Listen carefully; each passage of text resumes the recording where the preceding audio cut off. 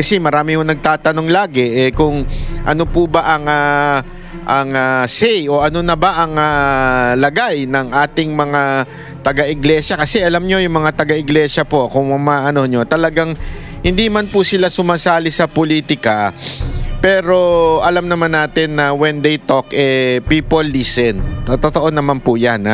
At alam natin ang epekto niyan sa lalong-lalo na ho sa botohan.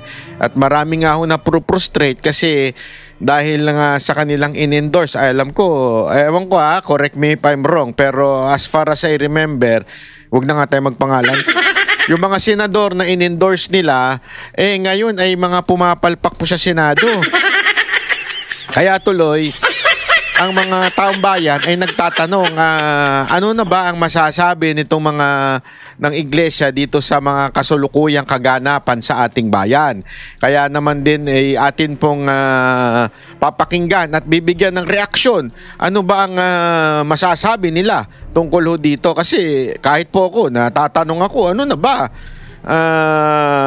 Tayo lang bang mga mamamayang Pilipino o tayong mga Duterte supporter kuno lang ang nagkokomento? Hindi ho.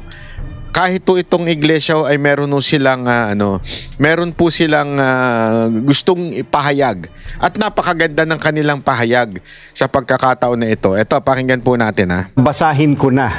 Ito pong statement ng Iglesia ni Cristo galing po sa tagapamahalang pangkalahatan, kapatid na Eduardo V. Manalo. Pahayag ng Iglesia ni Cristo tungkol sa mga investigasyon ng malawakang katiwalian sa mga flood control projects. Ang Iglesia ni Cristo ay payapang nagmamasid sa kasalukuyang nagaganap sa Pilipinas. Kalakip ang pananalangin sa Diyos na sana ang makapamayani sa ating bansa ay ang kapayapaan at katarungan.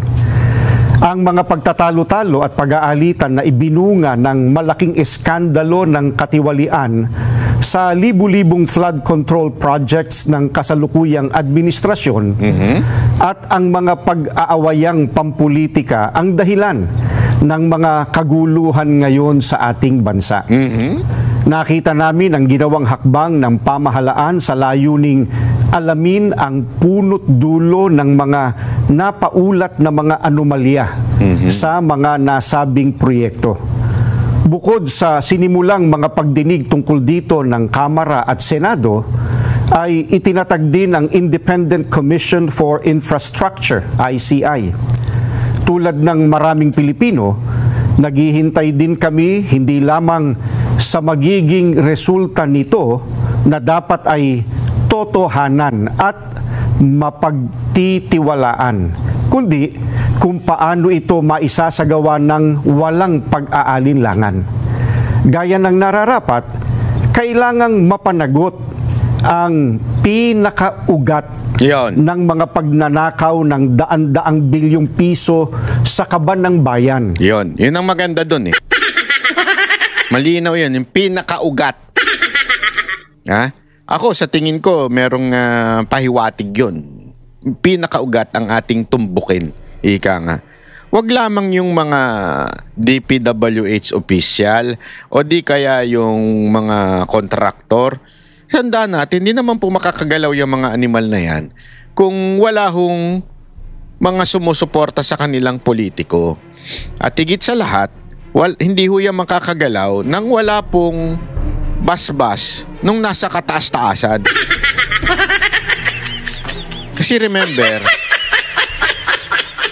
mga banateros, nagsisimula ang budget saan po? Sige nga ho, kayo na hong sumagot. Saan po nagsisimula ang budget? At saan din po nagtatapos ang budget? Ilang beses na po nating pinaliwanag yan dito sa ating channel. Kung ikaw ay isang banatero, siguradong alam mo ang sagot. Kung saan nagsimula ang budget, kahit anong pang lintik na amendment, insertion, o kung ano-anong pa man yan, pinapalitan lang yung pangalan Dati PIDAP yan Diba? Naging pork barrel pa yan. Kung ano-ano yan Basta anything na ipinasok ng mga congressman, kung ano man ang tawag dyan, damunyo yan. Okay? Ibig sabihin, yung pera na pinasok, inamin, in-insert, o kanong pantawag nila dyan, yan po ay may problema na ho tayo dyan. Okay? Pangalawa, ang tanong, yung pinasok ba na yun, sinang-ayunan? Kasi kung hindi naman sasang-ayunan at hindi pipirmahan ng kataas-taasang hukuman, hindi hukuman po, kataas-taasang pumipirma niyan, wala akong mangyayari. Di ba ho? Kaya nga ang punot dulot nito sabi nga ng ating pasensya na po itong kagalang-galang na namumuno din sa iglesia ay sinabi niya nga yung pinakaugat. Diba? Yun dapat ang puntiryahin. Yun talaga ang dapat managot. Sa panahon pa naman ng paghihirap ng mga mamamayan. Ito ay para mailapat ang katarungan at harinaway upang hindi na tularan pa ng iba. Yaon. Subalit, hindi ito magagawa kung ititigil na ang investigasyon ng Senado. Gaya ng napapabalitang gagawin ng liderato nito dahil sa hindi malinaw na dahilan. Gayun din, hindi rin makatutulong ang investigasyon ng ICI sa palihim nitong pag-iimbestiga. Ano pat anuman ang maging resulta nito ay posibleng hindi maging katanggap-tanggap sa mga mamamayan at makadagdag lamang sa nagaganap na kaguluhan at kawalang katiyakan. Ayaw. Kailangang bukas at dapat masaksihan ng sambayanan ang mga pagdinig sa isinasagawang investigasyon. Ayan. Kasi nga ho, 'di ba, maalala ninyo dalawa yan Yung Blue Ribbon Committee sa Senado alam naman natin, medyo nag-pause ngayon, 'di ba? Tumigil ngayon. Kesyo, ang dahilan nila, walang gustong tumanggap ng chairmanship sa ba't di nyo ibigay sa minority? Yung palusot ninyo, nakakairita. Kung walang gustong tumanggap, ba't di nyo ibalik kay Marcoleta? Ayan ang palusot nyo para hindi matuloy yung Blue Ribbon Committee na pagdinig. Anak ng katarantaduhan nyo naman.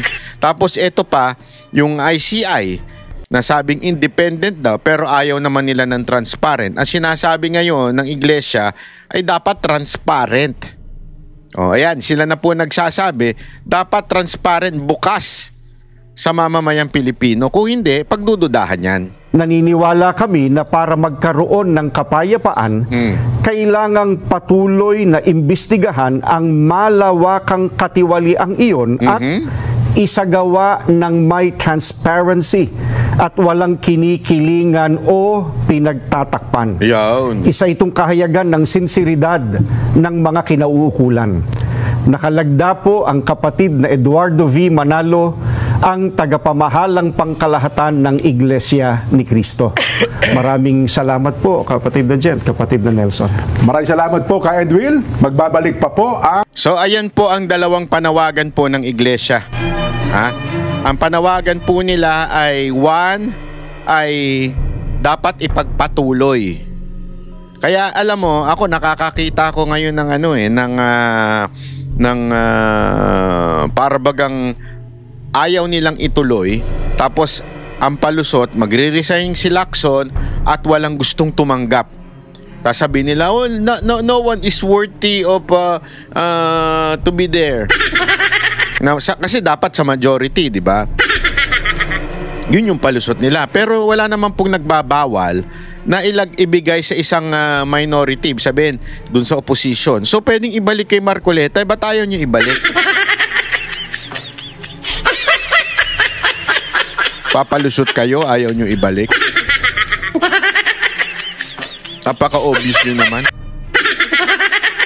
Ayan na nga po isa sa panawagan ng INC. Dapat magtuloy-tuloy. Okay? Pangalawa, hindi ko nga alam kung ibig bang sabihin nila ibalik kay Marcoleta. Pero wala naman sinabing ganun. Wala naman sinabi. Ginawin natin. Walang sinabing ganun. Pero kung walang gustong tumanggap, ba't di nyo ibalik kay Marcoleta? Baka puntiryahin yung ugat. Yung ugat bang yun, ngumingiwi-ngiwi ba yun? Mga ganun ba yun? O yung ugat na yun, yung walang ugat sa sobrang taba?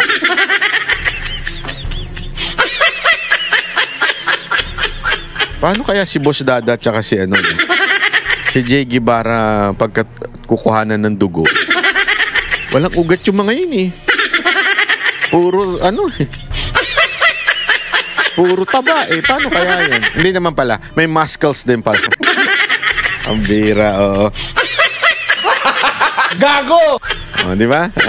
Anyway, pangalawa, yun yung sa ICI, dapat talaga transparent. Hindi naman pwedeng hindi transparent para sila nag-imbestiga. Di ba? Ngayon nga may pagdududa na eh. May pagdududa na nakasangkot ang presidente dito sa malawakang korupsyon na ito. May pagdududa na eh. Meron ng allegation, ika nga, na kasangkot siya dito. Dahil nga pinsan niya yun, at the same time, merong mga delivery sa malapit sa Malacanang na pwede namang gawin ang delivery doon sa bahay sa the fort ni Romualdez. Bakit malapit sa Malacanang? Tapos at the same time, kung sino man ang nakakapuntirya na kay Romualdez, talagang, alam mo yon, inaano ng propaganda. Nagsimula yan kanino? Kila Chis Escudero, di ba? Nung binabanatan niya na si Romualdez, ayan na.